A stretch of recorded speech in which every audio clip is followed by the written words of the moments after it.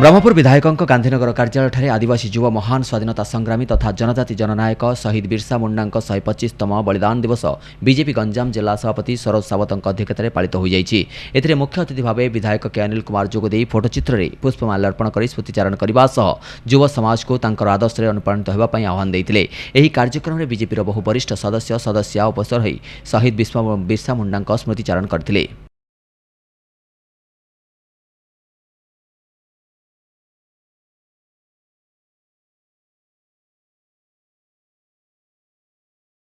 जहाँ जीवन अवधि मात्र 25 वर्ष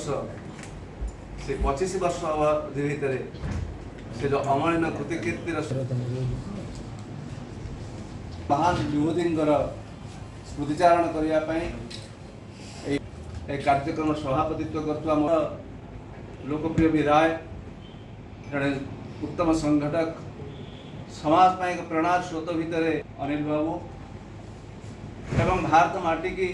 भारतीय संस्कार और संस्कृति भारतीय जीवन दर्शन एवं राष्ट्रवाद स्वर सहित स्वर मिसई ए माटीर जयघोष करथुआ भारतीय जनता पार्टी समस्त कार्यकर्ता भारत प्रेमी जातीयतावादी चिंता और चेतनार स्पर्धित उच्चारण भितर जो युव संगठक मान जोड़ी होती